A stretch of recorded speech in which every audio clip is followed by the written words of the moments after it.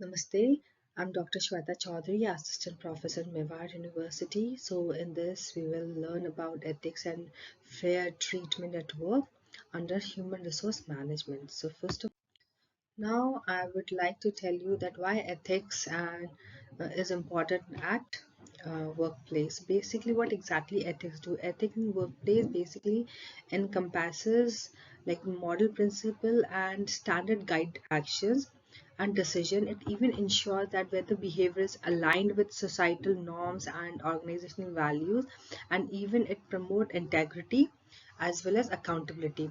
And fair treatment, basically what does it do? It ensures that the employee are treated equitably, that means without bias, with respect, which is very important. And it also involves and even uphold justice in process like hiring, promotion, compensation, conflict, and as well as resolution. uh, Ethics and fair treatment is really very important in workplace because it gives a positive work environment. As you know, ethical behavior foster trust. It even foster um, mutual respects, team behavior, teamwork, creating a collaborative culture, especially in at the workplace. And even it even boosts employees' morale as it perceive fairness, enhance engagement, productivity, and employee loyalty. It even protects organizational reputation, which is again very important because ethical practice build public trust, which improves relationship with stakeholders, and it even safeguards the company's long-term success. Um, there are various things which shapes ethical behavior at work. So we will discuss it one by one. The first is personal values and belief. Basically, individual value shapes by upbringing, culture, and personal experience influences how employee approach decision and challenges in the workplace. Organizational culture, we can say that a company's culture defined by how company culture is defined. It is basically defined by vision, mission, its core value, conduct, code of conduct provides a framework for ethical behavior. Management roles also plays an important role in shaping the ethical behavior at workplace. Like leaders have a significant influence by setting examples. If leaders are ethical, management is ethical, so obviously employee will be doing ethical work only. There are some policies and procedures like clear policies, for example, anti-harassment, conflict of interest guidelines, provides employee with clear boundaries, ensuring consistency in ethical expectation.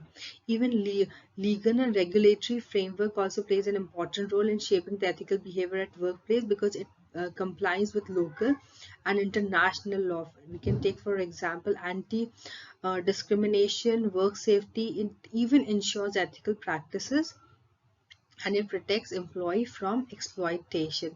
Peer influences a lot in shaping the ethical behavior, as the co-worker and the prevailing team climate can shape individual decision, and it even encourages conformity with either ethical or unethical norms. The HR role plays an important, HR basically plays an important role in fostering ethics and fair treatment because HR management basically creates and develop and communicates the ethical standard and guideline to establish organizational integrity. It even trained the employees so that they are, they are aware of ethical practices and even its consequences of unethical action. HR person should also ensures that whatever in hiring, especially in hiring, in promotion, in pay and benefits, while addressing discrimination and biases. HR also mediates conflict fairly, and it even ensures unbiased outcome, enforcement, trust in the organizational process. It even HR also tracks the ethical compliances, and it even investigates a complaint whatever he gets, and it even enforces disciplinary action whenever it is necessary. Uh, he should also foster an environment where employee feels safe and enhance transparency and trust also. uh, Employee disciplines and privacy is really very important, because if employee is like we can say that there's a process of addressing workplace misconduct and underperformance constantly and fairly. So after this we will discuss the discipline action. First is investigation. Investigation is basically, it's all about gathering the facts about problem. Then they discuss those facts, like meet with the employee to present to find like what happened, why did you do that. They try to figure it out, and finally what they do, they take a disciplinary action, basically implement corrective measures like warning, depends upon the discipline, how what they have done, or a suspension or even termination in some work, some kind of unethical practices of employee might get terminated also. And finally follow up, which ensures a resolution or and the prevention reoccurrence, so that it doesn't happens again.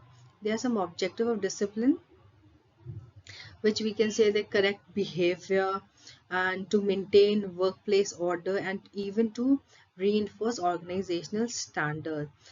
Employee privacy should be there, and he has a right also, right to privacy, because employee have rights to confidentiality regarding personal matters and sensitive information. And it even balancing, he has to balance the privacy with employer needs, because employee must respect privacy with while ensuring compliance with company policy. Even confidentiality is also an important thing, because it is sensitive information such as health record and salary detail must remain protected.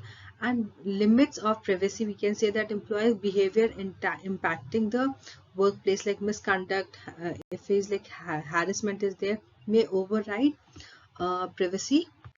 And we will, in this slide, we will discuss about managing dismissal, because basically dismissal refers to terminating an employee's contract either voluntary or involuntary due to performance, misconduct, or business needs. There are various types of dismissal, like voluntary dismissal, where it is basically initiated by employee himself, like he is resigning from the job. Then we have involuntary dismissal.